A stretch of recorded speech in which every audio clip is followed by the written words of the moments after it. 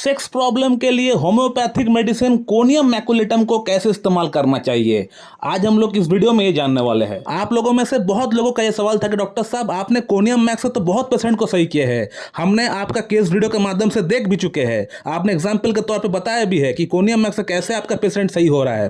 तो conium Mac का ऐसा क्या सिम्टम्स आप देखते हैं, कौन सी आप लक्षण के आधार पर इसको आप प्रिस्क्राइब करते हैं, ये जरा हमें बताइए, ताकि हमारा अंदर अगर ये सिम्टम्स मैच होता है तो हम किस प्रकार से कोनियम मैक को हम लोग इस्तेमाल कर सकते हैं खुद ब खुद। तो दोस्तों, कोनियम मैक प्रिस्क्राइब करने से पहले मैं पेशेंट के अंदर 5 से 6 सिम्टम्स ऐसी है जो मैं देखता हूं, जिसे देखने के बाद अगर मुझे लगे कि हाँ ये कोनियम मैक का ही पेशेंट है, तो मैं कोनियम मैक प्रिस्क्राइब करने के लिए 1 सेकंड भी देरी नहीं करता हूं। जो भी जूनियर डॉक्टर्स है, जो स्टूडेंट्स है, जो हमारा वीडियोस को हर दिन फॉलो किया करते हैं, उनको तो पता होगा, क्योंकि मैंने कोनियम मैक का ऊपर बहुत सारे केस वीडियो हमने इससे पहले ला चुके हैं। वहां हमने बताया है कि कोनियम मैक कहां पे प्रिस्क्राइब करना चाहिए। लेकिन जो लोग इस फील्ड से जुड़े नहीं है, लेकिन फिर भी उनका अंदर होम्योपैथी को लेकर प्यार है, भरोसा है, तो वे लोग इस वीडियो को देख के सीख सकते हैं, जान सकते हैं, और जैसे मेडिसिन में बताता हूं लेने के लिए, उस प्रकार से आप ले भी सकते हैं। दोस्तों, कोनियम मैक को प्रिस्क्राइब करने के लिए जो सबसे पहला सिम्टम होना चाहिए पेशेंट के अंदर, वो है सप्रेशन ऑफ सेक्सुअल डिजायर। यानी आपका अंदर सेक्सुअल प्रॉब्लम शुरू होने के पीछे कहीं ना कहीं सप्रेशन एक बहुत बड़ा कारण है। सप्रेशन का मतलब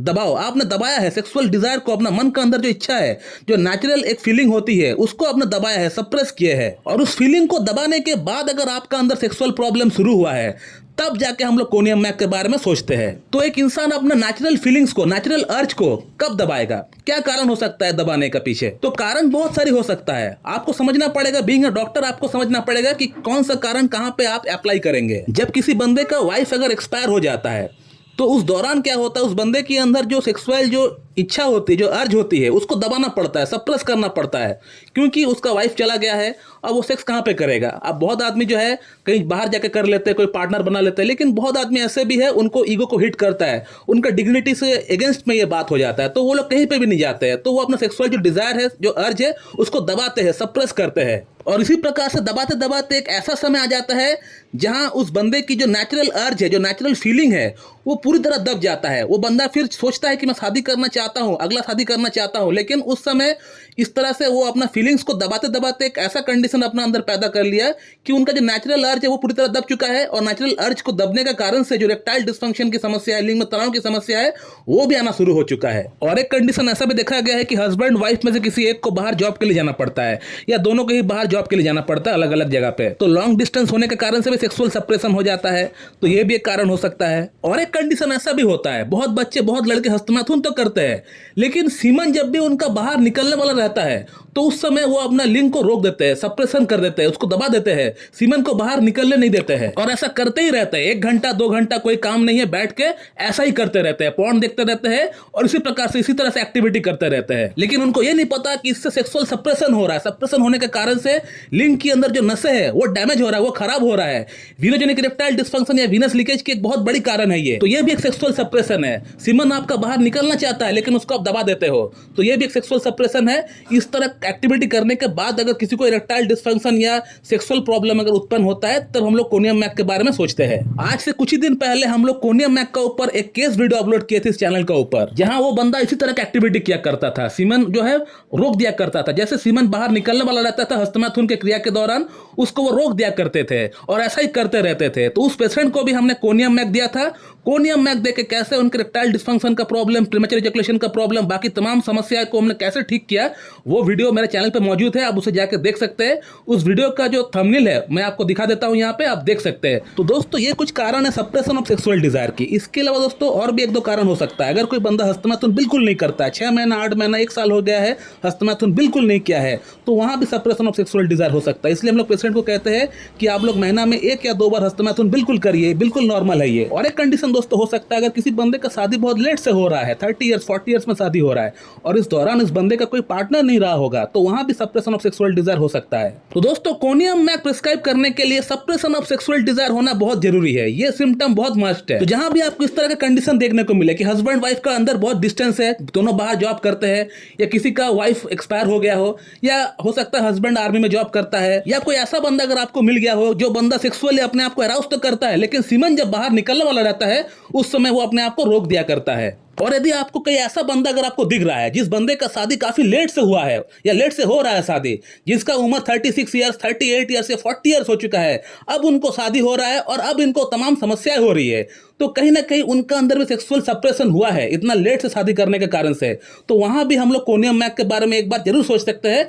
अगर बाकी सिम्टम्स अगर मैच करता है तो हम लोग कोनियम मैक प्रिस्क्राइब भी कर सकते हैं। दोस्तों, कोनियम मैक का जो अगला सिम्टम मैं देखता हूं वो है इसका पसीना। इसको पसीना बहुत ज्यादा आता है और ये पसीना तब आता है जब ये रात को सो जाते हैं। सोने के बाद इसको पसीना बहुत ज्यादा आ जाता है। ऐसे भी इसको पसीना आता है, लेकिन रात को सोने के बाद इसका पसीना डबल हो जाता है, ट्रिपल हो जाता है। या हम लोग ऐसा भी देख सकते हैं कि पेशेंट जब रात को खा के अपना डिनर को कंप्लीट करने के बाद जब सोने के लिए जाता है, तब इनका अंदर तमाम समस्याएं बढ़ जाती है। हो सकता है उसको गैस की प्रॉब्लम बढ़ जाता हो, या उसको चक्कर आता हो, या उसको वॉमिटिंग आता हो। तो रात को भोजन के बाद अगर कोई समस्या बढ़ता है तो ये एक कोनियम मैक का बहुत अच्छा सिम्टम है। दोस्तों, कोनियम मैक का जो थर्ड सिम्टम मैं पेशेंट के अंदर देखता हूं वो ये है कि पेशेंट का बॉडी के अंदर कहीं भी टिकलिंग सेंसेशन है कि नहीं, या नमनेस सी कोई सुनपन सा कोई सिम्टम कुछ है कि नहीं, कहीं भी हो सकता है।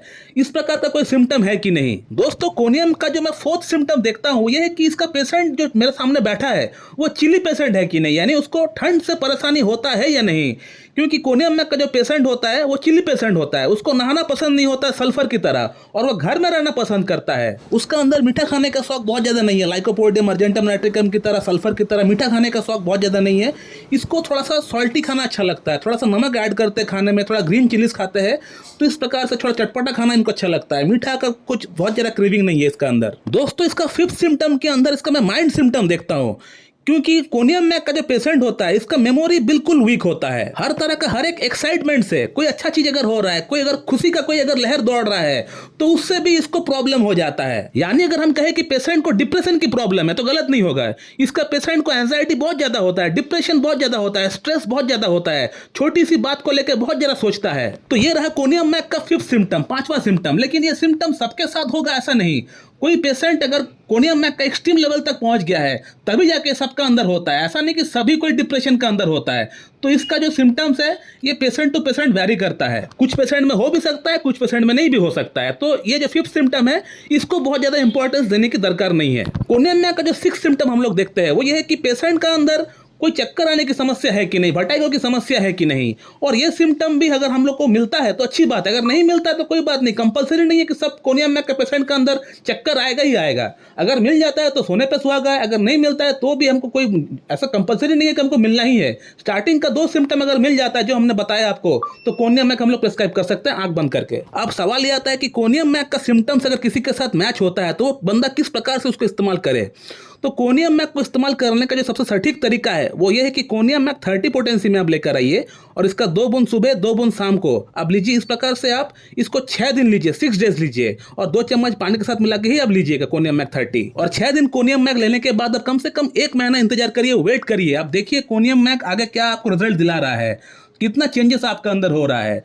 चेंजेस अगर आपका अंदर आता है तो आप कोनियम मैक 200 लीजिएगा, लेकिन 200 जो है आप किसी एक अच्छे डॉक्टर के पास जाकर उनसे कंसल्ट करके ही लीजिएगा। क्योंकि कोनियम मैक एक बहुत ही डीप एक्टिंग रेमेडी है, एक बहुत बड़ी पॉलीक्रस्ट है और साथ में ये एक जहर है। तो इसको आगे कैसे इस्तेमाल करना चाहिए वो एक डॉक्टर आपको बखूबी बता पाएगा। तो दोस्तों, ये रहा एक शॉर्ट वीडियो अबाउट कोनियम मैक। अगर आपको ये वीडियो अच्छी लगती है तो एक लाइक जरूर कर दीजिएगा, और अगर आपको इस वीडियो से रिलेटेड कोई अगर सवाल है तो इस वीडियो कमेंट बॉक्स में आप जरूर करिए, उसका रिप्लाई आपको वहीं पर दिया जाएगा। So thank you very much and have a good.